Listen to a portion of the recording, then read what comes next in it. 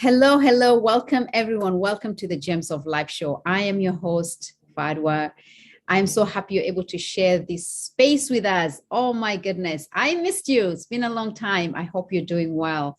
As always, you can join us every week on the Gems of Life show on our YouTube channel. Follow us every Friday and listen to our radio show, CKMS Radio, Waterloo 102.7 FM. Today, it's no different. I always bring you amazing guests. And I have the next person coming into the show, not just a guest, but a very close friend of mine who's very dear to me. Miss Regina is here with us. She's going to share some gems of her life with us. And we're just going to have a nice organic conversation here. And it's all about relationships and finding your love. Miss Regina, welcome to the show. Thank you so much, Sister Fadwa. I'm so elated and honored to be on your show. And I'm just excited about what we're going to share today. I'm looking Yeah. So how are you holding up, with the pandemic and everything else, going back to the normal routine, the new normal? How's that for you? Well, I've actually been home for most of the pandemic, working from home. And as of the end of this month, we're going to be going back into the office 3 days a week. But it's been, pretty lonely and quiet. I like social interaction. So I'm looking forward to going back. So yeah, back to the office. Right. I miss that. I miss having that. Before I was home for a couple of months. And then finally, I went back to work. And it's like, wow, it's different when you're working from home and then being out there and interacting with people. It's very healthy for us to have those kind of connections with people.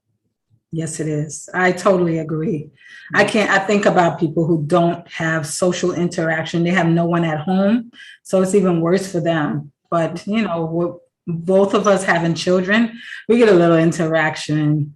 So at home, so it's not as lonely for me as some people who live alone. Mm-hmm.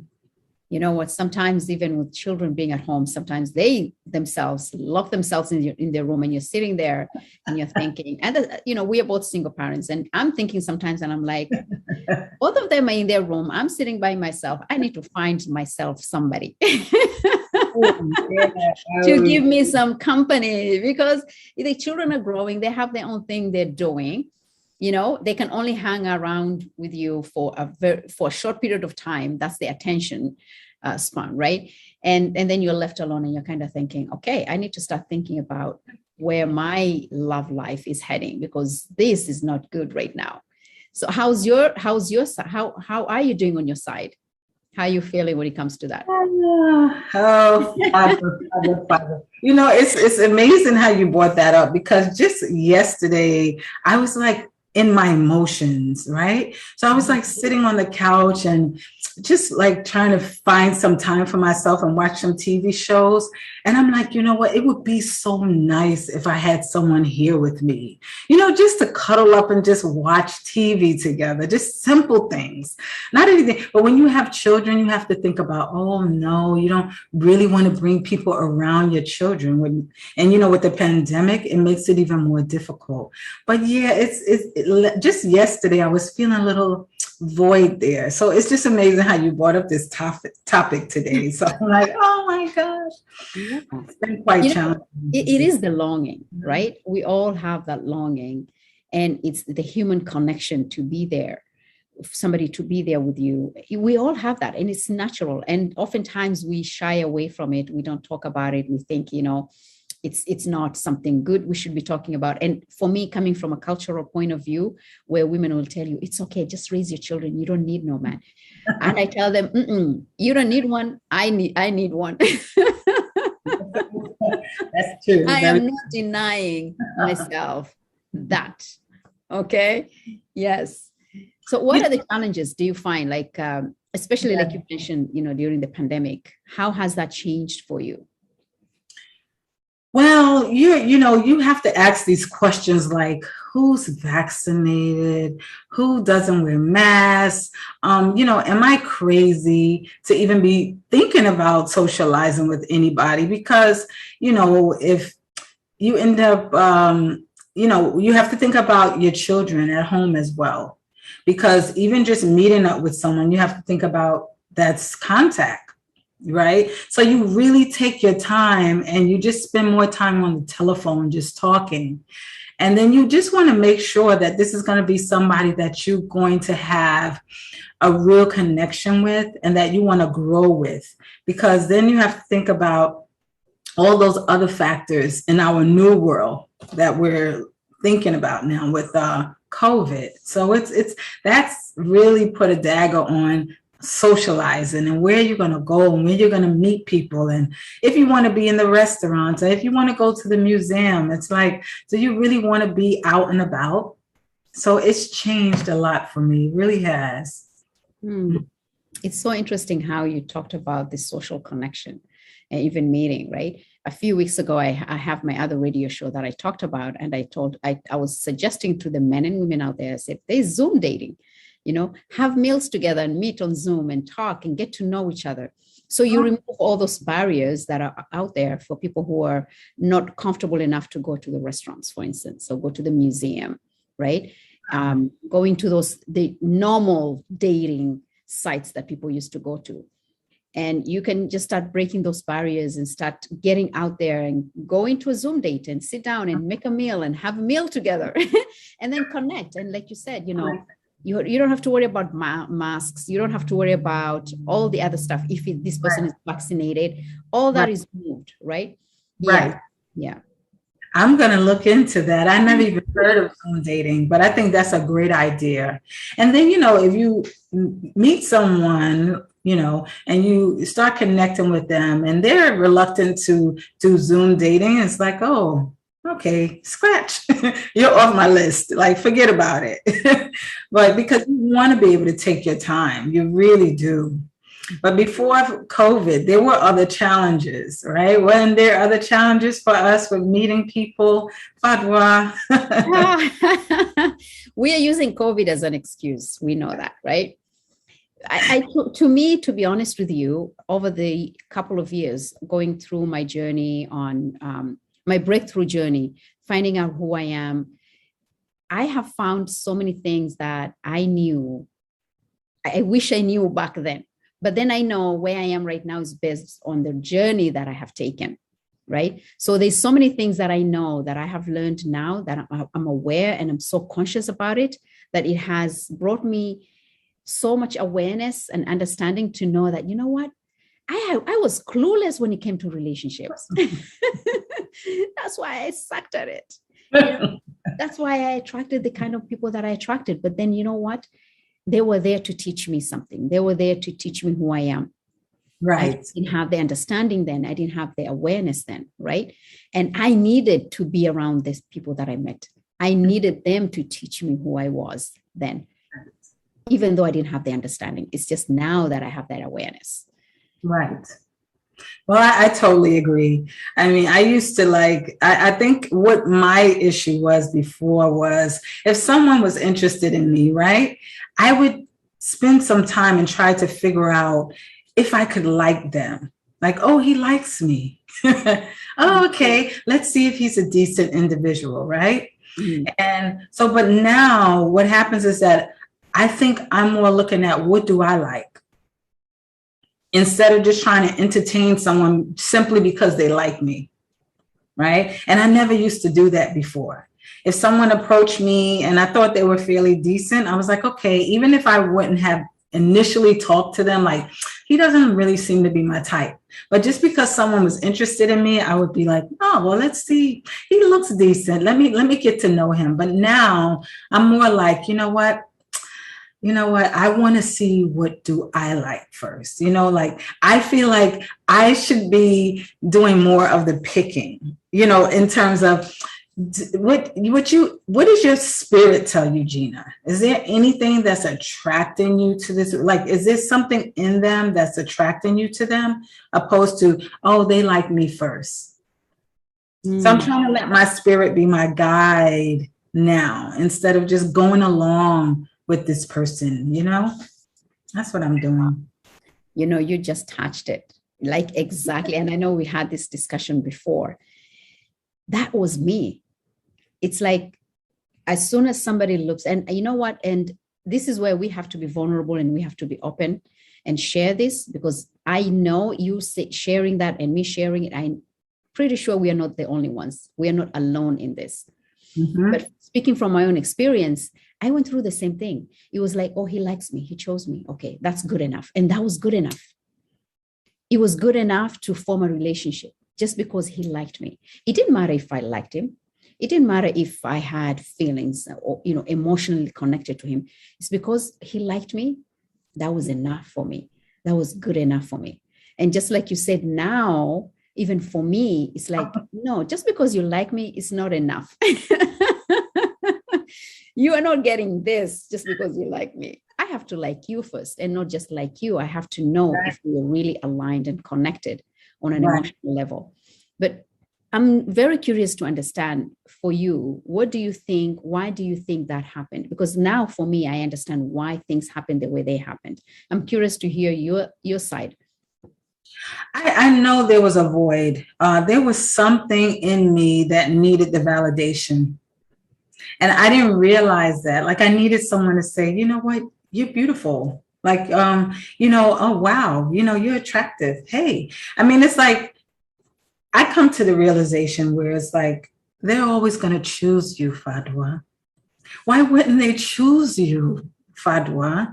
When they see you and they see your beauty, they feel your aura, your positive energy, of course they're going to choose you. So why was I surprised in the past, right? So now, just because someone chooses me, right, I no longer have this feeling of when someone says, oh, you're beautiful.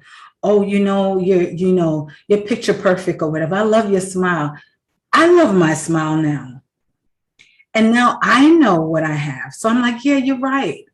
Now let me find out what it is in you, because I know now, right? What I didn't know before. You know what I'm saying? So I no longer need that validation, So I think that's what it is. I'm no longer like that deer that's like, oh, you think I'm no, I'm not. I'm not like that anymore. Yes. It's the attention. It's that need, like you said, the void. I had the same thing, that void, the need, but I didn't know it was there, right? It's unconscious. You do this on a very unconscious level. We don't do this intentionally. We don't do this consciously. But now looking back, it's like you're looking back for, in a movie, right?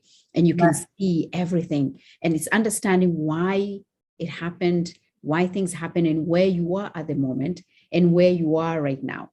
So both of us have gone through the journey of life transformation and healing our own wounds and trauma. And we are still processing those, healed traumas, right? Yes. So we are still growing. We're still evolving. We are never done. Right? But it's what we have learned so far that we can look back and say, okay, what is the wisdom behind all this? And you talked about validation. It's the same thing, the sense of to be validated or wanted. Right. Wants me, right. And it's that void of ever feeling that I want to feel wanted. I want to feel not only validated, but needed at the same time. That there's something in me that somebody needs it and I can give, right? And it's that nurturing part of us that also was not nurtured. Now we have that gap and we feel like, oh, we can nurture this person because he needs me. He needs me. Right. And for me, that was it. But that was not the only thing. It wasn't just a sense of validation or feeling wanted, right? That gap. But I also came to find out through my journey right now, a couple of things. One of the things is the detachment and the attachment. I had both on different occasions, right? So different events in my life, I would have that sense of attachment. The person, I feel that sense of validated and wanted, then I'm attaching myself to this person because I feel it's a safety net for me. There's comfort in there because I feel right. I feel seen. And then in that, it only fills up that void for a short period of time, right? Because that need is short term. It fills it. And then what happens is whatever that you're longing for, because that person cannot fill that void. Now you're still open and you're thinking, what's going on here? Now what happens? You detach yourself and you dissociate yourself from that person. because they could not feel that need. Now you have detachment. Now you detach yourself from this person who you felt once attached to. So for me, it was both. So it was the attachment sense. I'm validated, I'm wanted, I'm needed. Bang, I'm attached to this person. But then that void is still there. This person could not feel that void in me. It was just there, right? It's not their position to feel it. Oh, yes. Right? So I'm there with them. And then realization hits short term later. And I'm looking at my life and I'm thinking, what happened? This person was supposed to feel this side of me, but I'm still empty. I'm like an empty shell, right? And now what happens? No matter what this person does, it will never feel it. Fadwa, you are just going there. I don't know if that makes sense to our listeners and our viewers. Have you ever felt something like that? You know, have you ever felt like you've given yourself to somebody, right? And there's nothing, no matter what they're doing, but because this void is within you, it doesn't matter what they do, they will never be able to fill that void because there's a gap within yourself. So for me, I've just come to this realization a couple of months ago, the detachment and the attachment. And then guess what, Miss Regina, my beautiful sister, the emotional disconnection. That's the other thing that I found. So I don't know if this is something you can relate to, but we'll come and talk more about the emotional disconnection. Go ahead, please. Oh, Fadwa, you are just spot on. I mean, spot on, because it's really an unfair position to put people in. But like you said, we didn't know. And I just recently, and we had just you were the one who gave me the word detachment. I mean, because I didn't even relate it to that. But, you know, I think minds, like you said, go further back. Regina, you need to dig further back. And you're right. I did sit down and have some soul searching time. And I said, you know what? It's probably the void of not having my father in my life. And then my grandfather passed away when I was 2 years old.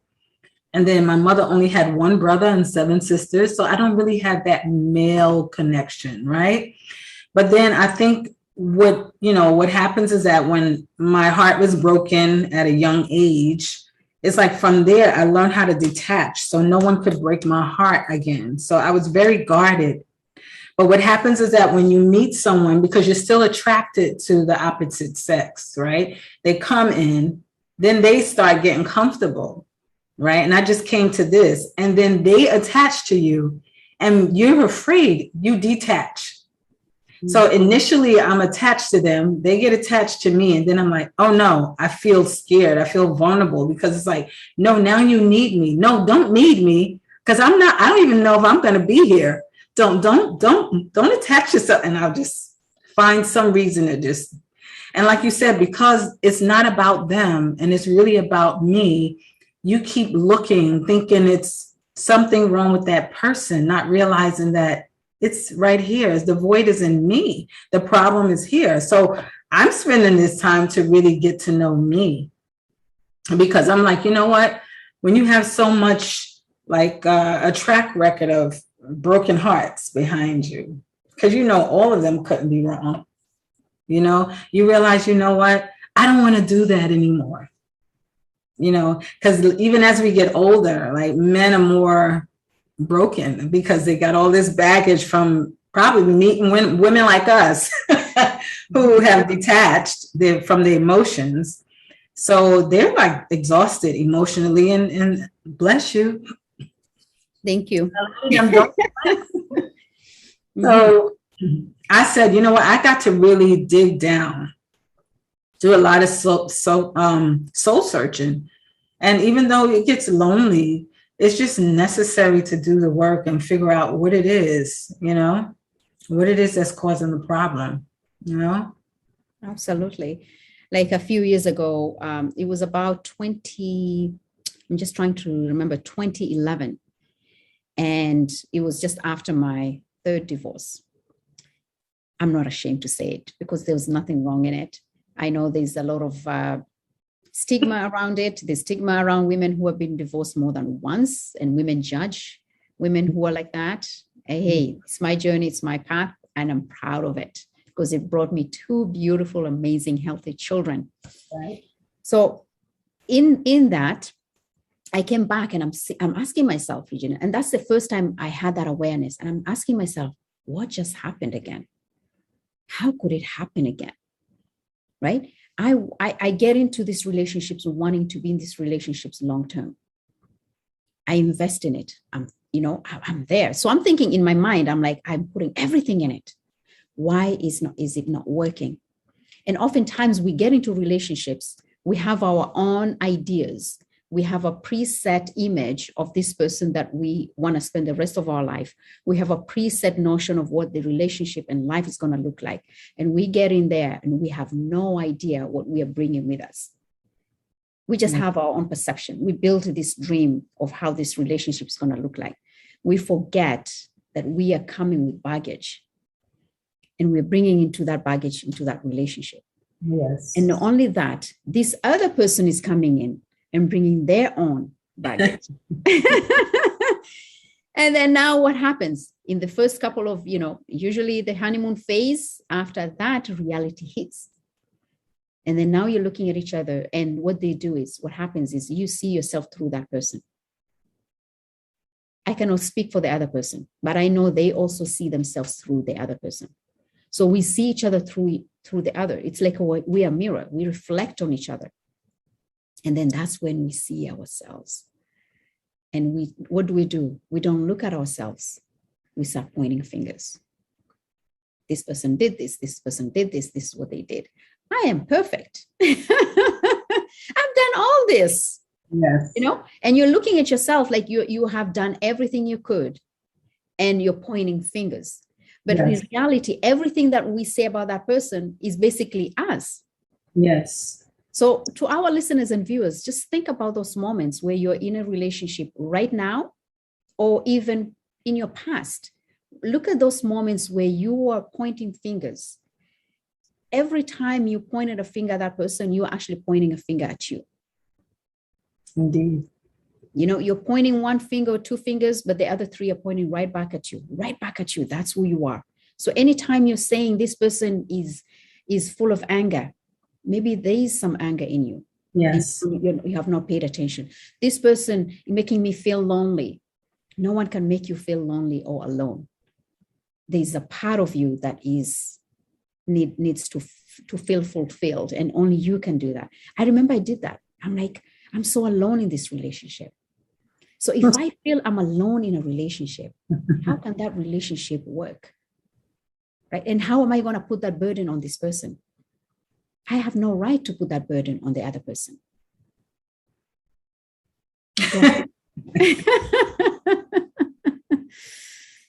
That's why it's so important to spend time with yourself. And that's like have that little space in between relationships to really dig deep. It's an uncomfortable space, but it's so necessary, because and it's so crazy how I never did it after my 3 failed marriages. We're in the same club, and I never, until now, after the third divorce, I'm like, you know what? When you got into that relationship, you were just coming out of that pain, right? From that broken heart. And this one said all the things that you needed to hear, right? To mend your broken heart, right? But you weren't even interested in him, but he just said the right things. And he was kind to you. So I recognized that this person came into my life in a time when I was like really broken. And so they served a purpose at that time, right? And then when they said, oh, well, I want to be with you, I was so scared, because I just really enjoyed the friendship. And I didn't know how to say, I just need a friend. I didn't know how to break their heart, because I figured, I guess, and maybe in retrospect, I was thinking, well, after all, they've been nice to me. Well, after all, they're bringing nice gifts for me. After all, they're helping me mend my broken heart. I don't have a right to reject them. Like that wouldn't be nice. But I knew that all I wanted and needed was a friend. And I didn't know how to say that. But it's only till now, after looking back, I'm like, Gina, you weren't even interested in having a relationship then. All you liked was the comfort of having companionship, having a friend, someone to just spend a little time with. Why didn't you say something? Then you ended up in a marriage. How did that happen? Because you didn't know how to say no. You didn't know how to honor your feelings. You just went along like you always do. You just go along, even though there's something in you that says, you know, you don't need this right now. I don't want this right now. I'm not ready right now. And so that's why I'm right here again, divorced, because I want to figure it out. I want to really figure it out. And so this time by myself, it's really been like a strengthening time. You know, I feel like I'm getting stronger, but of course I have to test the waters to see just how sturdy I am to be able to like hold up that relationship and support that man and his heart and his feelings. So those are the things I've got to test out.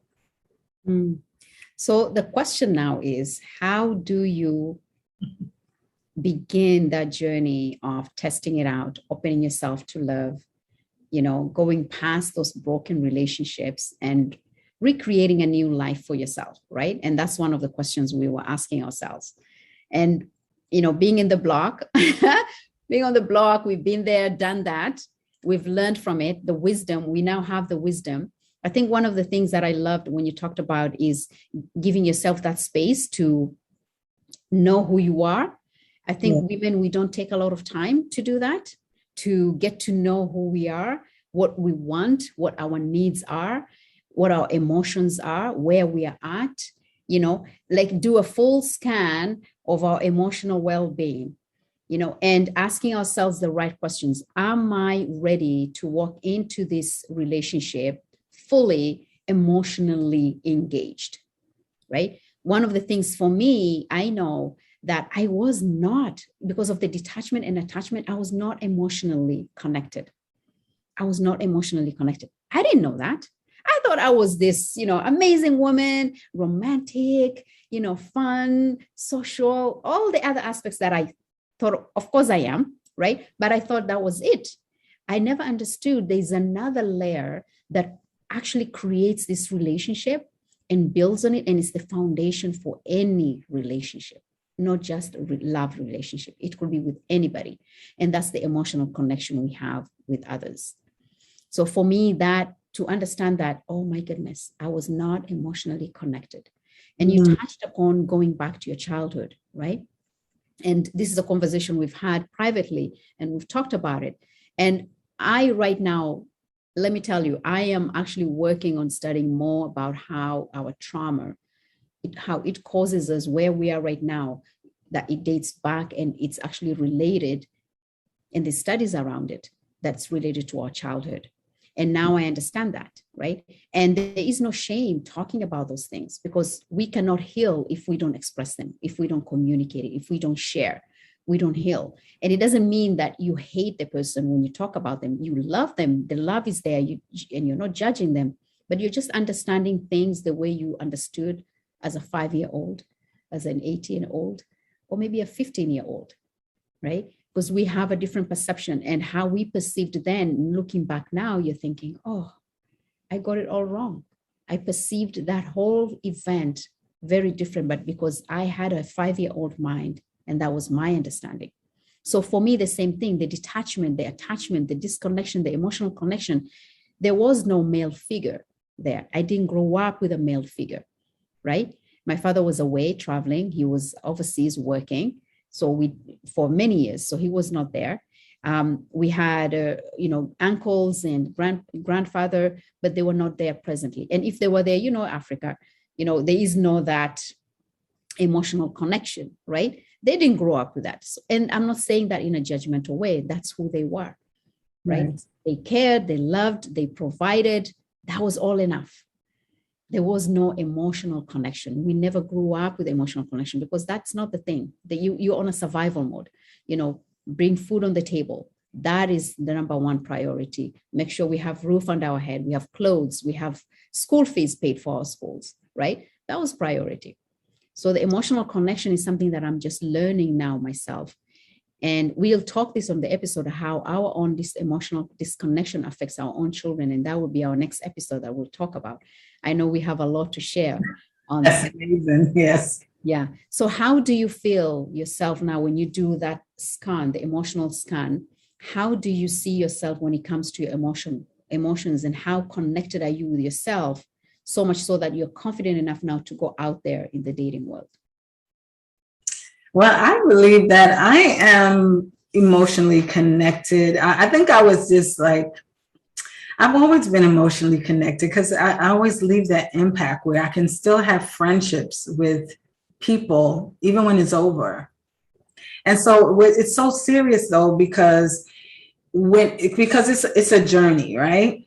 This trying to figure out where are these wounds coming from, right? So I have had times, and I've shared that with you before, where I have seen myself and my part in the demise of certain relationships. And I've actually one time woke up in the middle of the night and I could hear one of my exes pleading with me to don't leave. And at the time, I just could not receive their emotional connection. Like they were like pleading from their heart, don't leave, don't leave. And I was just like disgusted with that display of, I felt vulnerability, like a vulnerable side of him, like a weakness. And I felt like it just wasn't attractive at the time. But when it came back to me in the middle of the night, excuse me. And so we have water. When it came back to me in the middle of the night, just hearing him express his emotions, I had to call him. I had to call him on the phone just to say, I'm sorry.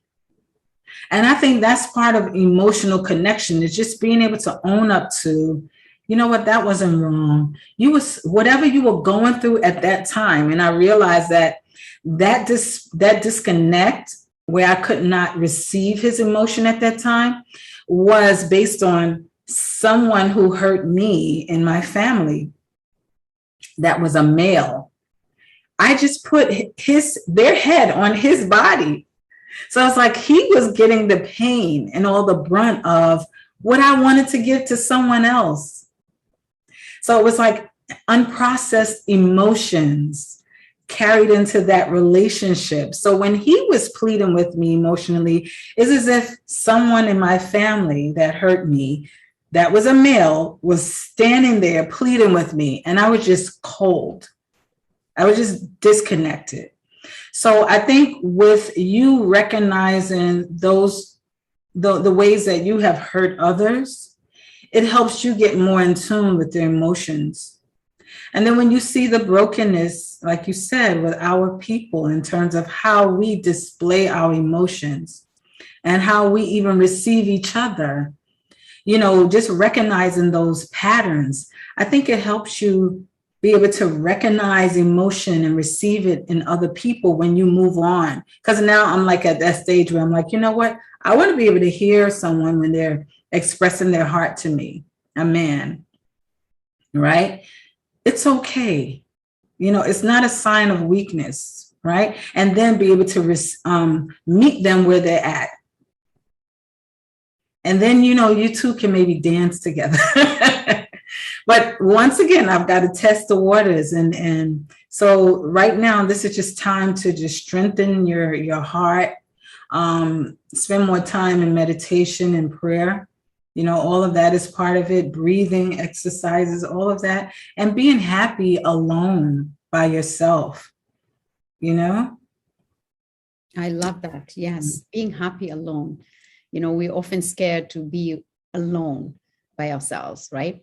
You can be alone and happy, but you cannot, it's the loneliness. That's what we want to worry about, right? You can be alone and happy and healthy and vibrant, and, you're okay to receive anything that comes along with you, that is healthy to you. But it's the loneliness, and that loneliness is what we want to tap into. So I know the holidays are coming up. People are looking into, relationships, changing their lives, setting up their goals for the coming year, 2022. And love relationship is one of the goals for a lot of people out there. So my suggestion to you, just like my sister here just suggested, is getting to know you. And how can you do that? It's getting to know who your inner child is. Because we have an inner child in us. We have that 5-year-old. We have that unborn child who was still in the womb, in her mother's womb, that already picked up the trauma. Okay, so some of these traumas are generational, predates even before we are given birth to. So I say spend that time and get to know who that inner child is. Oftentimes, you will, if you're aware and you create that awareness and you're conscious about it, you would understand those moments. Just like, my sister Regina here shared, she resists. The moment somebody comes close to her, she pushes them away. So what are the patterns? Look at the patterns that you've gone through throughout your life. Go back, spend some time today. I suggest you just spend some time, carve out 2 to 3 hours for you to get to know who you are and understanding your patterns. Go back as far as childhood. I talked about detachment. I talked about disconnection. I talked about emotional disconnection and attachment, vulnerability and wanting to be validated. We talked about all that. Does this trigger something in you? Is there something that you can relate to? Pick just one, then take a moment to look at the patterns. Let me tell you, there's clues everywhere. I followed my clues. And following my clues, I found out, I open one door, another opens, and it went back all the way to my childhood. And I realized that in every relationship, and I'm not talking about even my marriage, even the people that I talk to, dating and all that, I realized it was the same pattern. Yes. It was there. I was not aware of it. I was just not aware of it. And you know what I came to find out? I ran from those who became emotionally available to me. I ran away from them. I sabotaged the relationship. I'm serious. Yeah, because it wasn't something that I was aware of. What is this? This is new. It's foreign to me. What is this? Why is he showing all his emotions? Because I could tell the emotions were genuine. They were authentic. They were not just to pretend to woo you and get to you, get you and impress you. It wasn't that, because I've seen that. And believe me, I fell for it. I fell for all the artificial interests, right? But I'm talking about the authentic person showing up their love and kindness and compassion. There was only 2 in my life, and I ran away from them. I ran away. I never gave them a chance. I sabotaged it. I found ways to find mistakes and something that would just push me away from them, and it never succeeded. We didn't even go that far. There was a potential, yes, but I was not ready for it. I didn't recognize it. Right. So oftentimes when we are broken, we don't recognize what real love is in front of us because we don't recognize the love we have within ourselves. So take some time to learn you and love you, honor you, appreciate you, be present with you, and know that you are worthy of the life that you want. But first, know that you matter. And love is there. I look outside, Miss Regina. I looked for a love outside of myself. That's why I could never be fulfilled. Yeah. That void was always there because I looked for love outside of myself. Right. Now my full cup is full. It's overflowing. My cup is overflowing with so much love, that is unshakable, unstoppable. And now I know what love looks like and feels like. So I'm able to recognize it when it comes along the way. Go ahead. No, that is actually, I totally agree with you. And I think that's how it has to be. It has to be that person is also on a journey to self-healing as well. Because what happens is that when you get in your 50s, like me, you find the baggage. If you haven't offloaded some of that baggage, by the time you've gone through how many divorces and in your 50s, you're tired. You're not interested. You're not looking for love anymore. You say, I'm okay. Like a lot of men are saying, like, I'm okay. I'm good. I just want to date. but you can feel the void in them, because you know what? By God's design, we're supposed to love. We're supposed to have a companion. I mean, look, you look at the birds outside, they're chirping together, chirp, chirp. I mean, the squirrels, I mean, they're mating, everyone. So it's natural that we're supposed to be in communion together, communion together, men and women interacting together. It's not like some women, they get comfort with being around other women all the time, and they just like keep each other comfortable in this singleness, but they're still empty. So then they start filling themselves up with shopping and eating, and they make themselves believe that they don't long for a companion, but they're never able to just satisfy that need without the other half. So I just think it's because I'm like, I would say to some people sometime, if I could just pluck this thing out and so I can focus on something else and not think about a companion, but it's not possible. So it's natural that we long to be with someone and have a companion. It's just a natural thing. Your children can't fill that. Your friends can't fill that. Mm-mm. So, yeah. Absolutely. I love it. Yes, no one can feel that. And you know what? There is no shame in it. I'm declaring it. I'm available and looking. But this time, I know what I want. I know exactly what I want. I'm emotionally there. I'm still working, still going through the journey of healing, but also knowing that whoever shows up in my life is exactly aligned where this person is, because that's where I am. Remember, I used to talk about this early on in my videos. I put a number 1 to 10. And I said, okay, the kind of relationship you want, or the kind of person you want, put a number between 1 and 9 or 10. So let's say you want somebody who's on a level 7, right? Emotionally, they're all there, because 10 is like too much. So let's say you go with a 7 and you look at yourself and you say, okay, I'm a 3. And this is the person that I want to look at. I'm looking at to share my life with. If you're a 3 and you're a 7, there is no way you're going to meet, because you're in completely different worlds. You're not going to meet. Do whatever you want to do, you're not going to meet. You're only going to meet the person you're on the same level with. If you're a 3, that's what you're going to attract. Right? Yeah. So if you want somebody who is up there, you need to do the work. And as you're going through the work, you're going to meet people along the way who are going to help you through that journey. They're going to help you recognize where you are at that time. They're going to help you grow and evolve, because then you're going to be like, no, not this one. I'm still in the journey. You get to meet somebody else, then they'll show you who you are. Things that will show up, things that never you thought you healed are not there. They trigger it. You look at it, you become aware of it, you heal it, you move on to the next level. Right up in where you meet the person you are on the same level. Yeah. So let's work on ourselves first. And the person we want will show up without even us doing anything. So right. He will show up in our lives, but it will be the right person. We talk about we weren't looking for Mr. Right. You know what? Let's be right first. Let's work on us first. Let's be the right person. Are we the right person for them? Yes. So let's work on us first, so that when we come out there, we show up fully, emotionally, physically, psychologically, mentally. We show up and we're engaging and we are more connected. So that's the gift I can give you today.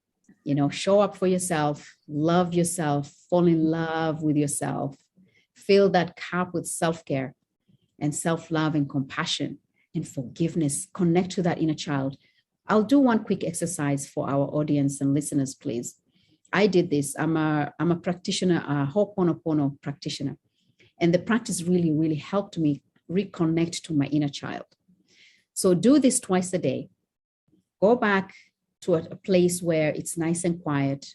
You can do this when you're cooking, or when you're taking a shower, when you're in a bath, or when you're in your bed.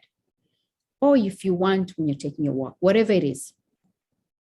Repeat 3 things. 1, and use with your emotions, okay? And this is a message that you're conveying to that inner child in you.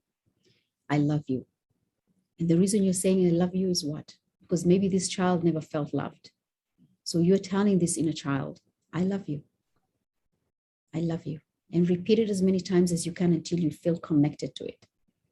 Second, you say, I'm sorry. I'm sorry.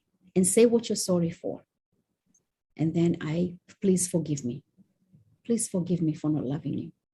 Please forgive me for not standing up for you. Please forgive me for not believing in you. Please forgive me for not loving you. Say what you feel that you know that you can reconnect to that inner child. And do this twice a day. If you want, do it as many times as you can. Even if your kids think you're crazy, or your spouse or anybody thinks you're crazy, it's okay. Crazy is not bad. I used to do this, watering my plants, and my kids will look at me thinking, Mommy's gone nuts, right? But do this. I do this constantly on a daily basis. And this is to me, to my younger self.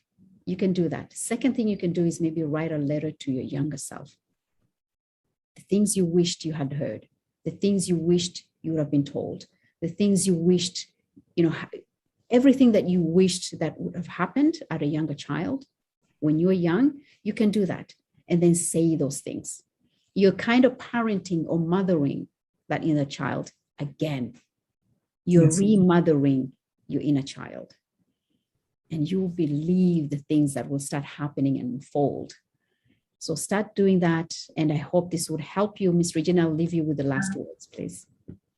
I love that. I love that. I'm actually going to put that into practice because I've never done that. I've never done that.